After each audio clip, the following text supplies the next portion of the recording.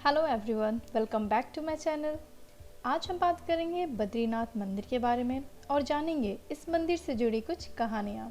और हाँ, इस वीडियो को अंत तक ज़रूर देखें क्योंकि हमेशा की तरह आपको इस वीडियो के अंत में भी जानने को मिलेगा एक इंटरेस्टिंग फैक्ट। दिल्ली से करीब 527 किलोमीटर दूर उत्तराखंड की चमोली में अलकनंदा के किनारे स्थित है बद्रीनाथ मंदिर। कहते हैं जब जब धरती पर अधर्म का बोझ पड़ा है तब तब अपने भक्तों को कष्टों से उबारने के लिए दुनिया के पालनकर्ता भगवान विष्णु ने जन्म लिया है। जिस तरह त्रेता युग में रामेश्वर, द्वापर युग का द्वारका और कलयुग का धाम जगन्नाथपुरी माना गया है, उसी तरह सतयुग का धाम बद्रीनाथ को माना गया है। बद्रीनाथ धाम में भगवान विष्णु बद्री के रूप में आज भी तप कर रहे हैं। कहते हैं यहाँ जो भी जाता है उसकी हर मनोकामना पूरी हो जाती है। बद्रीनाथ धाम की स्थापना 8वीं शताब्दी में आदि गुरु शंकराचार्य ने किया था।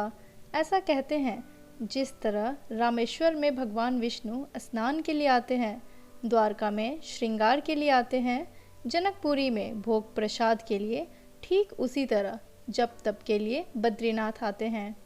भगवान की इस तप भूमि को मोक्ष धाम भी माना जाता है। खासकर पितृपक्ष के दौरान अलकनंदा के किनारे पितरों को पिंडदान किया जाता है।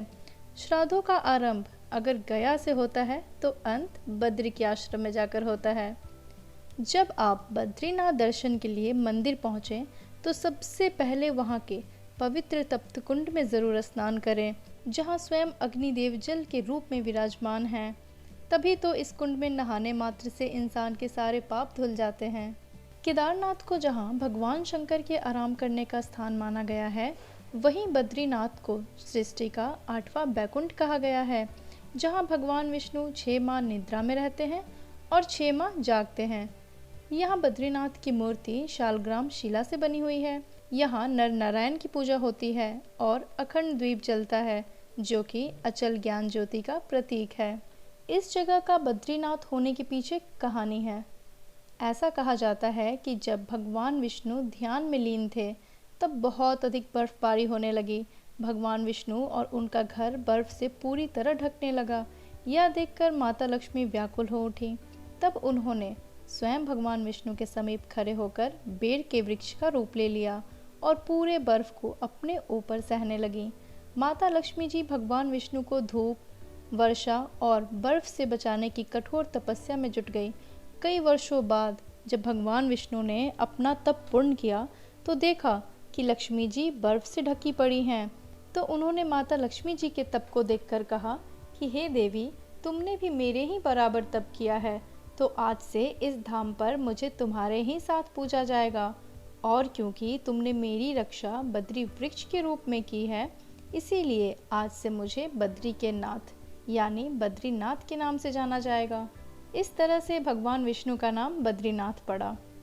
4 धाम में से बद्रीनाथ के बारे में एक कहावत प्रचलित है, जो जाए बद्री वो न आए बद्री। मतलब जो बद्रीनाथ के दर्शन कर लेता है उन्हें गर्भ में नहीं आना पड़ता, यानी कि दूसरी बार जन्म नहीं लेना पड़ता। शास्त्रों के अनुसार मनुष्य को जीवन में कम से कम 2 बार बद्रीनाथ की यात्रा ज़रूर करनी चाहिए। इस मंदिर का कपाट मई से लेकर अक्टूबर तक खुला रहता है और फिर अगली कपाट अगले साल के मई से खुलता है। इसका कारण यह है कि भारी बर्फबारी होने के कारण रास्ते और मंदिर पूरी तरीके से बर्फ से ढक जाते हैं, इसीलिए यहाँ कपाट बंद कर दिया जाता है। जब आप बद्रीनाथ जाएं, तब यहाँ से 3 किलोमीटर की दूरी पर एक गांव है माना, वहाँ ज़रूर जाएं। ये इंडिया का लास्ट विलेज है।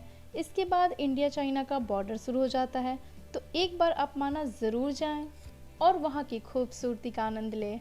और जब आप वहाँ जाएंगे तो आपको चाय नाश्ते की एक दुकान मिलेगी जिसका नाम है हिंदुस्तान की अंतिम दुकान।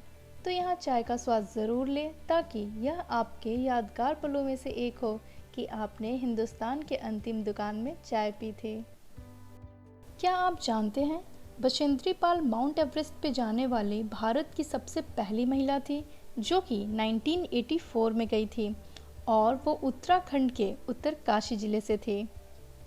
और अभिनव बिंद्रा बहुत ही फेमस शूटर और स्पोर्ट्स पर्सन थे। जो कि भारत के पहले व्यक्ति थे जिन्होंने बीजिंग ओलंपिक्स के शूटिंग में गोल्ड मेडल जीता था।